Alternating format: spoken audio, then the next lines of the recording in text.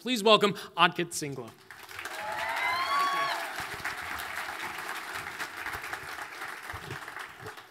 All right, so everyone has heard of the internet. Of course you have, it's all over the internet. It was even on the Stephen Colbert's show very recently, where he hosted one of the founding fathers of the internet, Vint, I pee on everything surf. That is about the funniest computer science joke there is. People today depend on the internet for their entire Maslow's hierarchy of needs, ranging from the very basic and physiological ones, food, sex, and Google search, through relationships, friendships, and love, and as an outlet for creativity. But behind where we stand today is a long and glorious history, bordering almost on the mythological. In this talk, I will discuss the state of long-distance communication over the internet today, how we got to where we are, and where we are going from here, the future. The present and the future are subjects of my research, and the past is just so darn interesting. This beautiful map here shows a road network stretching out from about 5th century Rome. In the early days of communication, messages were primarily carried by travelers or messengers, riders, runners, and such. Roads thus did double duty as our earliest communication networks. Then some 3,000 years ago, carrier pigeons became the rage. And we were using them until much more recently than you would think. This map here is from carrier pigeon networks across Europe just about a century back. Around the same time, I was also catching on the electric telegraph, using electricity for long-distance transmissions, and pneumatic tubes, pressurized tubes, for short distances. Here you see an operator packing messages into canisters to be sent across these pressurized tubes. Among the first items sent after the Bible, the US Constitution, flag, America, was a real live cat, America. Which makes for a great transition to today's internet. What you see here is the submarine cable map. These submarine cables form the foundations of global internet connectivity. Some of them are truly marvels of engineering, taking years to build and costing $1 billion apiece. And there's also a much denser network on land, and all this works remarkably well together, meaning I can get content from servers around the world in seconds. So from months and days in the days of old to seconds is a pretty impressive journey. This cartoon, for example, is sitting in San Francisco, and it takes me roughly a second to get here in Champaign. But a second's still a very long time. You might think that's silly, but subconsciously you agree. In fact, you care even about a tenth of a second, that is 100 milliseconds. Amazon finds that a tenth of a second worth of slowdown on their website costs them about 1% of their revenue.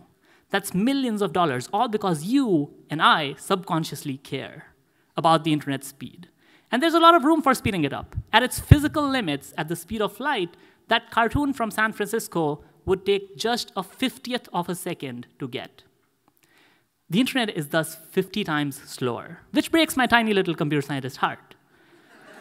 What if we did have a speed of light internet? For one, even the most perfect of us has a limited visual perception. We are a little bit faster than leatherback turtles and slower than squirrels. If two visual events are separated by less than 30 milliseconds, we fail to see which happened first. 30 milliseconds. Imagine if you clicked a link on your browser and saw the web page within 30 milliseconds, you would perceive no wait. It would be just like magic. It's just there.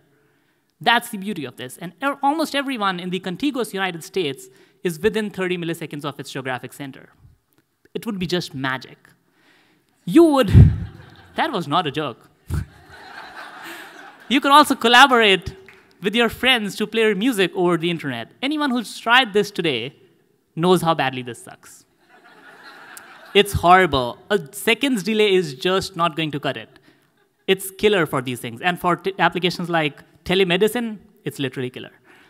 People who play video games have tried to play fast-moving, sophisticated video games with their friends online, and today that experience is just horrible. It's just not workable.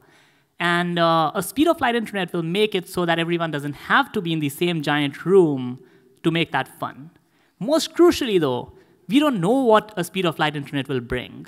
The internet as you see it today was not intended to be all this amazing stuff that there is. It was just meant to be a tiny project with some military and research applications. So we have no idea what crazy and amazing things people will do with the speed of light internet. What would you do with it? So what's keeping us from this glorious, beautiful internet speed of light future? Well, our ISPs will tell it's all about the bandwidth, more megabits per second. Unfortunately, that's not true, like most things our ISPs tell us. If it were just about the bandwidth, if it was just about those megabits per second, you could strap on today's highest capacity USB drives onto pigeons and would compare reasonably. You could have 100 pigeons and 100 times the bandwidth, yay! But that cartoon from San Francisco would take about 3 days to get. It's also about how quickly the first bit of information goes across. And that sometimes is all over the place. In this example, I was moving data between 2 locations in Warsaw in Poland, the same city. And for some inexplicable reason, it was taking an entire Euro trip, costing precious time. This is one of the things that slows down the internet, and there are many others. The internet's mechanisms are just not tuned to speed. With all this, is there actually any hope for a speed of light internet? I say yes, there is. In fact, when we value individual connections enough, like this one from Chicago Exchange to the New York Exchange, the stock exchanges, they are actually pretty close to the speed of light. This one is within 1,000th of a second of the speed of light. And had those speed of light neutrinos panned out, faster than light neutrinos panned out, oh.